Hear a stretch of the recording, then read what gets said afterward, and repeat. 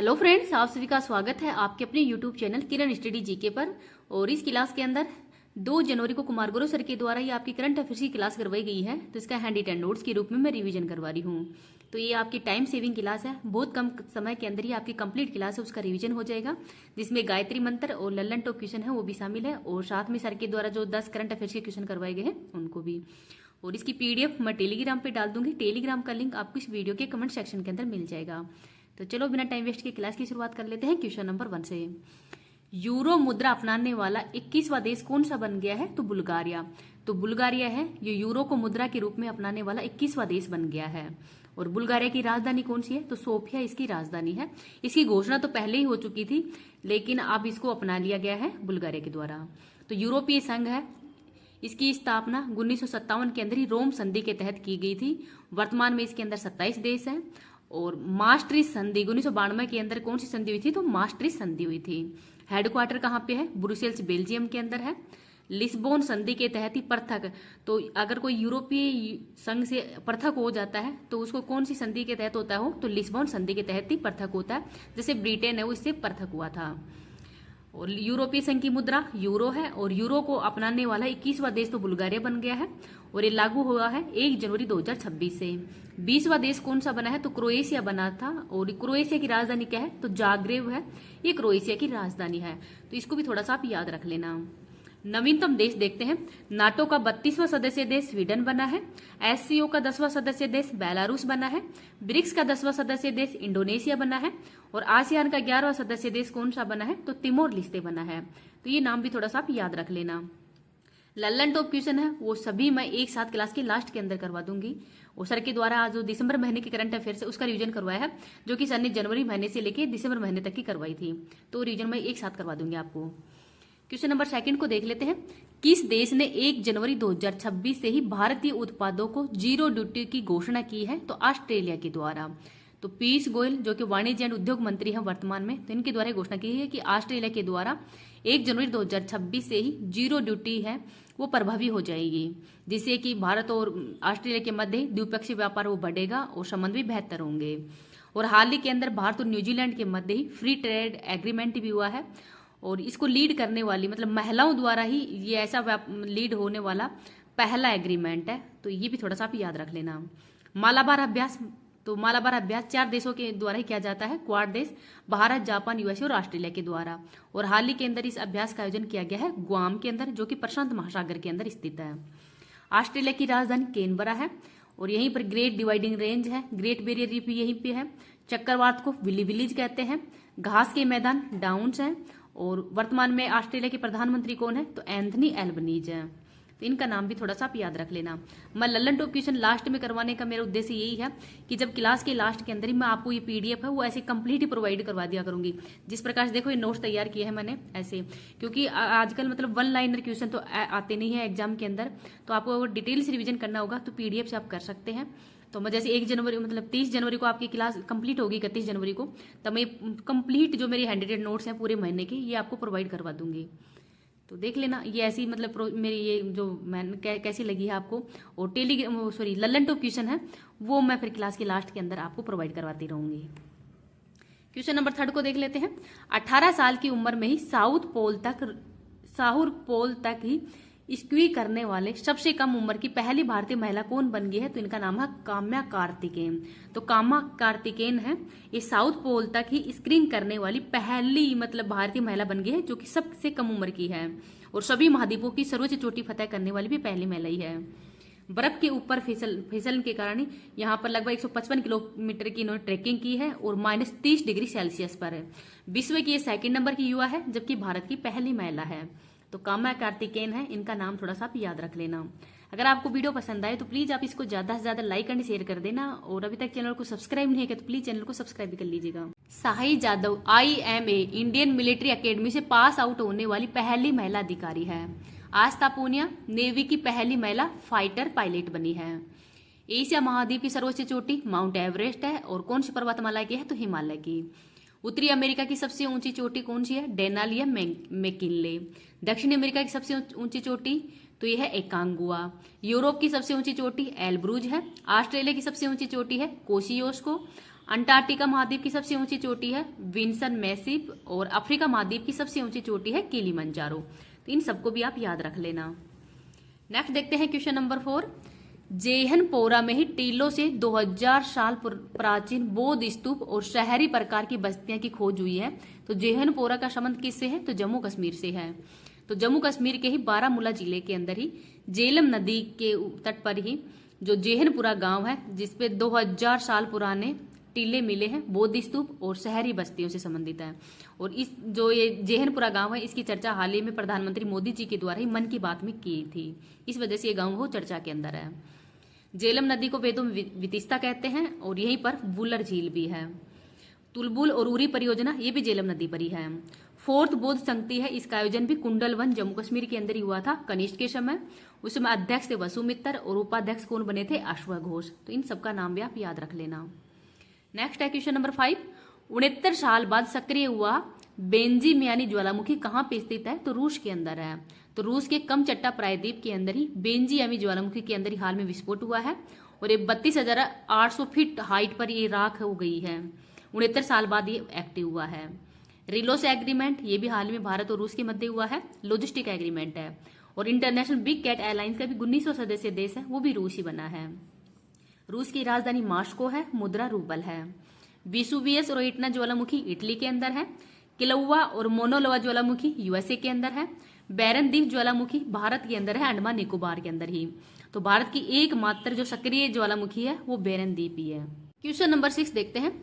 भारत के राष्ट्रपति ने ही संथाली भाषा की ओल चिकी लिपि के शताब्दी समारोह में ही कहां पे भाग लिया है? तो झारखंड के जमशेदपुर के अंदर ही जो शताब्दी समारोह इसका आयोजन किया गया है और यहाँ पर ही राष्ट्रपति द्रौपदी मुर्मू जी है, उन्होंने भाग लिया है। क्योंकि राष्ट्रपति द्रौपदी मुर्मू जी हैं, ये झारखंड की पहली महिला राज्यपाल भी रह चुकी हैं। ओल चिकी लिपि है, इसके संस्थापक कौन है? तो पंडित रघुनाथ मुर्मू है और 1955 के अंदर ही जो इस लिपि है इसकी स्थापना की थी। इसके अंदर 30 अक्षर होते हैं और हर अक्षर के अपनी विशिष्ट ध्वनि होती है प्रत्येक अक्षर की। जहेर आओ नोहर गीत ये भी द्रौपदी मुर्मू जी के द्वारा यहाँ पर संथाली भाषा के अंदर ही गाया है। खनन नीति जारी करने वाला पहला राज्य झारखंड ही है। संथाली भाषा तो इसको अनुसूची नंबर 8 के अंदर ही 92वां संविधान संशोधन 2003 में शामिल किया गया था। वर्तमान के अंदर अनुसूची नंबर 8 के अंदर 22 भाषाएं हैं, लेकिन मूल संविधान के अंदर 14 भाषाएं थी। 15वीं भाषा के रूप में सिंधी को जोड़ा गया था। सैयद मुस्तद ट्रॉफी विजेता कौन बना है? तो ये झारखंड बना है पहली बार। नेक्स्ट है क्वेश्चन नंबर 7। सऊदी अरब के हवाई हमलों के कारण चर्चा में रहा मुकल्लवा बंदरगाह कहाँ पे है? तो यमन के अंदर है। तो यूएई के द्वारा ही अलगाववादियों को हथियार भेजने की आशंका के आधार पर ही जो सऊदी अरब है उन्होंने यहाँ पर हवाई हमले वो कर दिए हैं यमन के अंदर। यमन की राजधानी साना है और जो दित्वा चक्रवात इसका नाम भी यमन के द्वारा ही दिया गया है। और दित्वा चक्रवात ने श्रीलंका में तबाही मचाई है और श्रीलंका में तबाही मचाने की सहायता पहुंचाने के लिए भारत सरकार के द्वारा ऑपरेशन सागर बंधु भी शुरू किया गया था। हुती समुदाय ये भी यमन के अंदर ही रहता है, तो ये भी थोड़ा सा आप याद रख लेना। नेक्स्ट देखते हैं क्वेश्चन नंबर 8। इफ्को साहित्य सम्मान 2025 से किसको सम्मानित किया गया है? तो मैत्री पुष्पा को। मैत्री पुष्पा उत्तर प्रदेश की रहने वाली है। और इफ्को युवा साहित्य सम्मान ये अंकिता जैन को दिया गया है।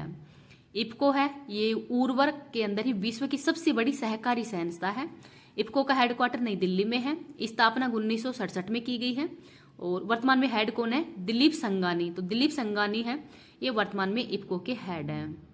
58वां ज्ञानपीठ पुरस्कार गुलजार और रामभद्राचार्य जी को दिया गया था और 59वें नंबर का ज्ञानपीठ पुरस्कार है वो विनोद कुमार शुक्ला को दिया गया है, जो कि छत्तीसगढ़ के रहने वाले हैं और हाल ही के अंदर इनका निधन भी हो गया है।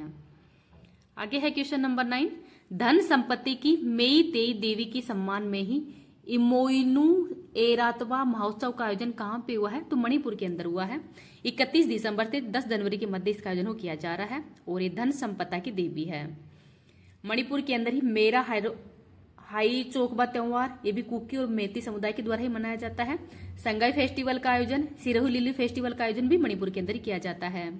लोकटक झील मणिपुर के अंदर ही है। काबुल लामजाओ नेशनल पार्क ये भी मणिपुर के अंदर ही है। क्वेश्चन नंबर 10 देखते हैं। डीआरडीओ ने ही 2 परले मिसाइलों का शाहालवो सफलतापूर्वक है वो कहाँ पे लॉन्च किया है? तो उड़ीसा की चांदीपुर रेंज के अंदर ही किया है 31 दिसंबर को।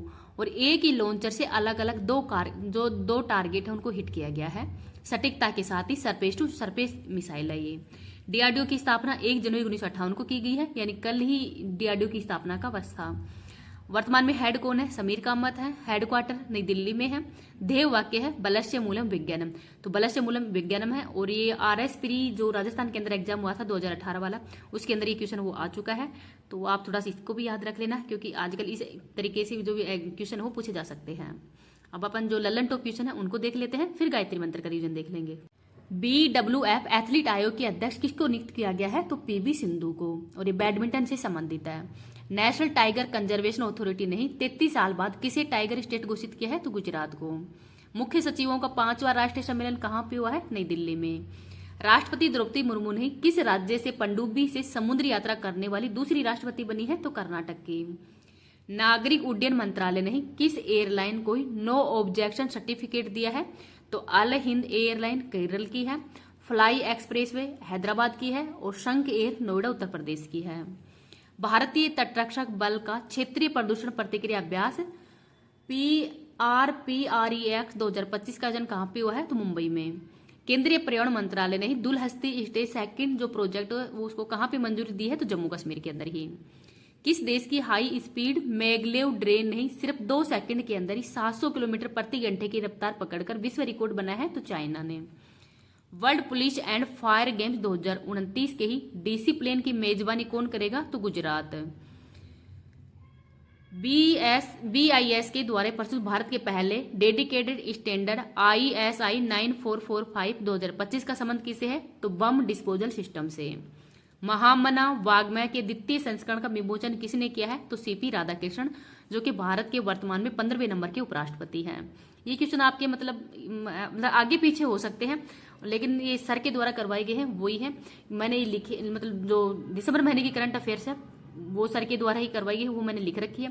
तो मतलब बार बार वो लिखने की भी वो नहीं रहेगी कि बार बार मैं उनको लिखती रहूंगी, क्योंकि मेरे पास ऑलरेडी पहले से लिखे हुए हैं।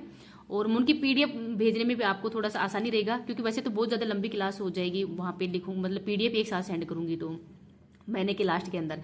तो आपका वो महीने के लास्ट के अंदर PDF वो करूँगी, तो क्वेश्चन रहेंगे उनके, और थोड़ा सा उनके बारे में डिटेल से रिवीजन वो रहेगा, जिससे कि PDF भी लंबी नहीं होगी और आपके लास्ट के अंदर ही एग्जाम टाइम में मतलब डिटेल से आप उनको मतलब करंट अफेयर्स है उसको पढ़ भी सकते हैं, क्योंकि आजकल जो करंट अफेयर्स है 1 लाइनर के अंदर नहीं पूछी जा रही है, आपको डिटेल से ही रिवीजन करना होगा। तो बस मेरी यही है गुजारिश है कि आप मतलब लल्लन टॉप क्वेश्चन इनका भी क्लास के लास्ट में रिवीजन भी कर सकते हो, और साथ में आप जो करंट अफेयर्स वाली क्लास है इसको भी थोड़ा सा रिवीजन कर लेंगे। इसरो किस देश का अब तक का सबसे भारी payload blue bird block 2 communication satellite launch करेगा? तो USA का। रॉकेट का नाम है LVM 3rd M6, वजन होगा इसका 6100 kg का। तीसरी एंटी सबमरीन वॉरफेयर सहलो वाटर क्राफ्ट अजदीप को कहाँ भारतीय सेना में शामिल किया गया है? तो चेन्नई के अंदर। केंद्रीय खेल मंत्री डॉक्टर मनसुख मंडाविया ने fit India Sundays on cycle की पहली वर्षगांठ समारोह का नेतृत्व कहाँ पे किया है? तो पुडुचेरी के अंदर ही। एशिया युवा पैरा गेम्स दुबई 2025 के अंदर ही भारतीय दल ने पदक तालिका में कौन सा स्थान हासिल किया है? तो 7वां।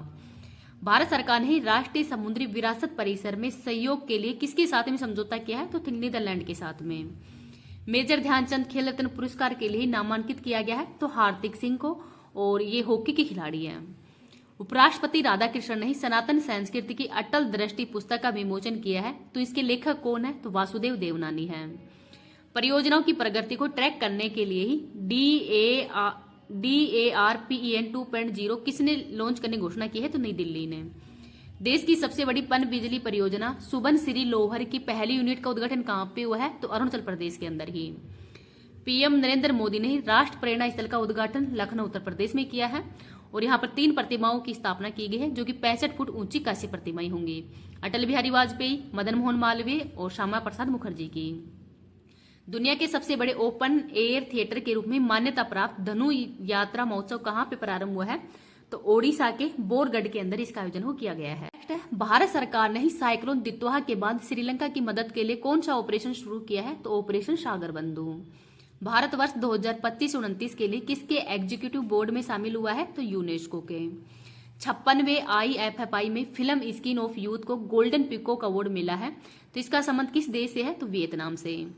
सेंट्रल ग्राउंड वाटर बोर्ड की ग्राउंड वाटर क्वालिटी रिपोर्ट 2025 के अनुसार ही देश भर में सबसे ज्यादा फैला हुआ प्रदूषक कौन सा है? तो नाइट्रेट है। विश्व एड्स दिवस 1 दिसंबर को मनाया जाता है, और थीम है बाधाओं पर काबू पाना। नेक्स्ट देखते हैं डेफ ओलंपिक्स 2025 के अंदर ही भारतीय दल ने पदक तालिका के अंदर कौन सा स्थान हासिल किया है? तो छठा स्थान हासिल किया है। ब्यूरो ऑफ इंडियन स्टैंडर्ड्स के ही भारत के नए भूकंप जोन ऐप में किसे जोन 6 में शामिल किया गया है? तो हिमाचल प्रदेश को। टेक्नोलॉजी और स्टार्टअप इकोसिस्टम को बढ़ावा देने के लिए ही मैट्रिक्स पहल किसने लॉन्च की है? तो महाराष्ट्र सरकार के द्वारा। भारत और मालदीव के बीच ही संयुक्त सैन्य अभ्यास एक्वेरियन का 14वां संस्करण कहां प्रारंभ होगा? तो केरल के तिरुवनंतपुरम के अंदर ही। और भारत और मालदीव के मध्य एकता अभ्यास का आयोजन भी किया जाता है। नेक्स्ट है यूरोप के डिफेंस को मजबूत करने के लिए ही AI पावर्ड माइकल एंजेलो डोम वायु रक्षा प्रणाली किसने लॉन्च की है? तो इटली के द्वारा लॉन्च की गई है। गायत्री मंत्र का रीजन भी देख लेते हैं। 1907 के अंदर ही सूरत अधिवेशन हुआ था और उस समय कांग्रेस के अध्यक्ष थे रास बिहारी बोस। 1908 में खुदीराम बोस मुजफ्फर बम कांड के अंदर इनको फांसी की सजा सुनाई गई थी। 1909 के अंदर ही मार्लिमेंटो एक्ट हुआ था सांप्रदायिक, और इसी के आधार पर जो सांप्रदायिक निर्वाचन है वो पहली बार हुआ था। 1911 के अंदर ही दिल्ली दरबार लगा था जॉर्ज पंचम के आगमन पर, और उस समय भारत के वायसरॉय कौन थे? Hardinge second. बंगाल विभाजन को इस समय निरस्त कर दिया गया था और कलकत्ता से भारत की राजधानी वो दिल्ली स्थानांतरित कर दी गई थी 1912 के अंदर ही। पहली बार जनगण मन गाया गया था। कांग्रेस के अध्यक्ष कौन थे 1911 के अंदर ही? तो विशन नारायण धर थे। 1913 के अंदर ही गदर पार्टी की स्थापना की गई थी सैन फ्रांसिस्को USA के अंदर ही लाला हरदयाल के द्वारा। 1914 के अंदर कामागाटा मारू प्रकरण हुआ था और बाबा जो गुरुदत्त सिंह है उन्होंने ही ये जहाज रेंट पे लिया था। 2014 के अंदर ही कामागाटू मारू प्रकरण के कारण ही जस्टिस ट्रूडो उन्होंने माफी मांगी है। 1915 के अंदर 9 जनवरी 1915 को महात्मा गांधी जी दक्षिण अफ्रीका से भारत आए थे, तो 9 जनवरी को प्रवासी भारतीय दिवस के रूप में मनाया जाता है। 1916 के अंदर साबरमती आश्रम अहमदाबाद में स्थापित किया गया था। होम रूलिंग तिलक और एनी बेसेंट के द्वारा शुरू किया गया है 1916 में ही। लखनऊ पैक्ट ये भी 1916 के अंदर ही हुआ था। अंबिका चरण मजबूदार है, ये इस समय कांग्रेस के अध्यक्ष थे। 1917 में चंपारण सत्याग्रह हुआ था बिहार के अंदर तिनकटिया प्रणाली के आधार पर ही। 1918 के अंदर ही अहमदाबाद मिल प्लेग के बोनस के लिए ही हुआ था, और खेड़ा विद्रोह ये भी 1918 के अंदर ही हुआ था। 1919 के अंदर ही रोलेक्ट एक्ट काला कानून भी कहते हैं, खिलाफत आंदोलन ये 1919 के अंदर ही हुआ था। और 13 अप्रैल 1919 को ही जलियांवाला बाग हत्याकांड हुआ था। मोंटेग्यू चैम्सफोर्ड एक्ट ये भी 1919 का ही है। 1920 के अंदर कौन कौन सी घटनाएं हुई हैं? तो 1 अगस्त 1920 को असहयोग आंदोलन इसकी शुरुआत की गई है और इस समय तिलक की मृत्यु भी हो गई थी। 5 फरवरी 1922 को चोरी चोरा घटना के कारण ही जो असहयोग आंदोलन है इसको समाप्त कर दिया गया था। 1923 में स्वराज पार्टी की स्थापना की गई थी CR दास मोतीलाल नेहरू के द्वारा, और संसद के अंदर लड़ाई लड़ने के लिए विठल भाई पटेल ये केंद्रीय विधानमंडल के अंदर भेजे जाने वाले पहले व्यक्ति थे। 1924 के अंदर ही HRA इसकी स्थापना की गई थी सचिंद्र नाथ सान्याल के द्वारा। बेलगांव अधिवेशन 1924 में हुआ था जिसकी अध्यक्षता महात्मा गांधी ने की थी, और बेलगांव है कहाँ पे? तो कर्नाटक के अंदर। 1925 के अंदर ही 9 अगस्त 1925 को काकोरी ट्रेन एक्शन हुआ था, और कानपुर अधिवेशन की अध्यक्षता सरोजिनी नायडू जी के द्वारा की गई थी 1925 के अंदर ही। 1926 के अंदर ही नौजवान सभा की स्थापना की थी भगत सिंह ने। 1927 में साइमन कमीशन भारत आया था। 1928 के अंदर नेहरू रिपोर्ट मोतीलाल नेहरू के द्वारा ही पेश की गई थी, और 28 अगस्त 1928 को ही भारत को डोमिनियल स्टेटस का दर्जा है वो देने के लिए ही मतलब नेहरू रिपोर्ट वो पेश की गई थी। 1929 के अंदर ही लाहौर अधिवेशन हुआ था जवाहरलाल नेहरू की अध्यक्षता में, और इस समय पूर्ण स्वराज की मांग भी की गई थी। मोहम्मद अली जिन्ना ने 14 सूत्रीय फॉर्मूला दिया था। भगत सिंह ने असेंबली पर बम फेंका था भैरव को सुनाने के लिए। पब्लिक सेफ्टी जो बिल आया था उसके विरोध के अंदर ही। 1930 में ही सविज्ञ अवज्ञा आंदोलन और दांडी मार्च 1930 में शुरू हुए थे। गोलमेज सम्मेलन पहला हुआ था 12 नवंबर 1930 से जनवरी 1931 तक, और इस समय ब्रिटेन के प्रधानमंत्री थे PM थे रेमजे मैकडोनाल्ड, और इसमें भाग लिया था बाबा साहेब अम्बेडकर जी के द्वारा। कांग्रेस ने भाग नहीं लिया था। सेकंड वाला हुआ था सितंबर 1931 से दिसंबर 1931 तक, कांग्रेस ने इसमें भाग लिया था। गांधी जी SS राजपुताना जहाज से गए थे। गांधी जी और अम्बेडकर के बीच इसमें विवाद भी हो गया था। थर्ड हुआ था नवंबर 1932 से दिसंबर 1932 तक, इसमें कांग्रेस ने भाग नहीं लिया था। तो मतलब तीनों गोलमेज सम्मेलन के अंदर भाग लेने वाले एकमात्र कौन थे व्यक्ति? तो इनका नाम था बाबा साहब अम्बेडकर। 1931 के अंदर कराची अधिवेशन हुआ था, सरदार पटेल ने इसकी अध्यक्षता की थी। 23 मार्च 1931 को शहीद जो भगत सिंह इनको फांसी की सजा सुनाई गई थी। 5 मार्च 1931 को ही गांधी इरविन पैक्ट हुआ था। नेक्स्ट देखते हैं 1932 के अंदर 16 अगस्त 1932 को प्रधानमंत्री मैकडोनाल्ड ने सांप्रदायिक पंचायत जारी किया गया था दलित और मुसलमानों के पृथक निर्वाचन के लिए। और 1932 में ही यरवदा जेल के अंदर अनशन किया था गांधी जी के द्वारा। सितंबर 1932 के अंदर पूना पैक्ट हुआ था गांधी जी और अंबेडकर जी के मध्य ही। मदन मोहन मालवीय और डॉक्टर राजेंद्र प्रसाद के प्रयासों से ही पूना पैक्ट हुआ था। 1935 के अंदर भारत शासन एक्ट आया था और इस समय आरबीआई की स्थापना की गई थी। 1936 के अंदर लखनऊ के अंदर अखिल भारतीय किसान सभा का पहला सम्मेलन हुआ था। अध्यक्ष थे स्वामी सहजानंद, महासचिव थे एन रंगा साहब। 1937 के अंदर ही चुनाव हुए थे 11 प्रांतों में, जिसमें 7 प्रांतों में कांग्रेस है वो विजेता बनी है। 1938 के अंदर हरिपुरा अधिवेशन हुआ था, सुभाष चंद्र बोस इसके अध्यक्ष। 1939 के अंदर त्रिपुरा अधिवेशन विवाद हुआ था। फोर्डवर ब्लॉक की स्थापना सुभाष चंद्र बोस ने कलकत्ता में की थी। और सेकंड विश्व युद्ध ये भी 1939 से 1945 के मध्य हुआ था। 1940 के अंदर अगस्त प्रस्ताव, लिनलिथगो इस समय वॉइसरॉय थे। सेकंड विश्व युद्ध में भारत ने साथ दिया था। और डोमिनियन स्टेटस और संविधान निर्माण युद्ध के बाद होगा, ये भी किसके द्वारा कहा गया था, तो अगस्त प्रस्ताव के बाद में ही ब्रिटिश सरकार के द्वारा कहा गया था। व्यक्तिगत सत्याग्रह, तो विनोबा भावे पहले सत्याग्रही थे।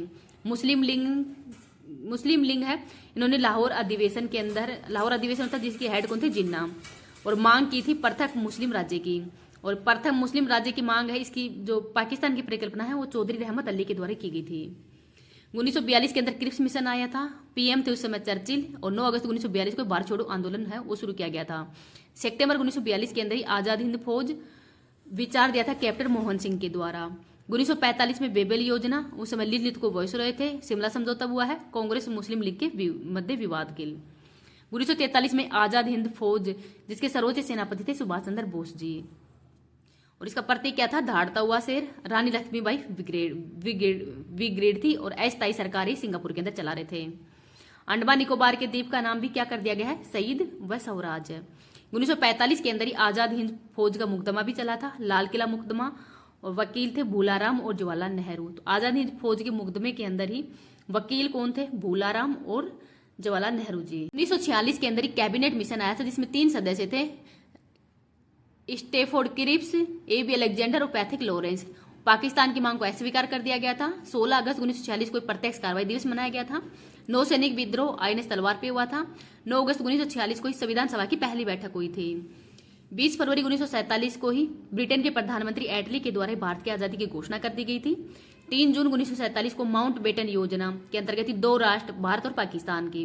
तो 18 जुलाई 1947 को ही स्वतंत्रता एक्ट आया था, जिसमें 14 अगस्त 1947 को पाकिस्तान आजाद हो गया था और 15 अगस्त 1947 को भारत के पहले प्रधानमंत्री जवाहरलाल नेहरू थे और गवर्नर जनरल कौन थे, माउंट बेटन।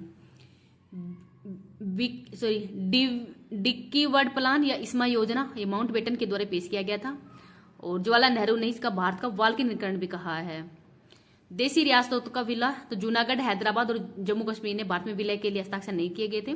जूनागढ़ का विलय जन्म संग्रह के आधार पर हुआ था 1948 में। हैदराबाद का विलय ऑपरेशन पोलो 1948 के अंदर 13 सितंबर 1948 के अंदर।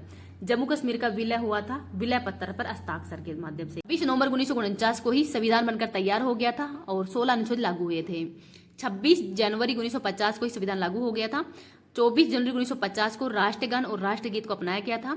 28 जनवरी 1950 को सुप्रीम कोर्ट का गठन और 22 जुलाई 1947 को राष्ट्रीय ध्वज इसको भी अपना लिया गया था। तो इन सबको भी आप याद रख लेना।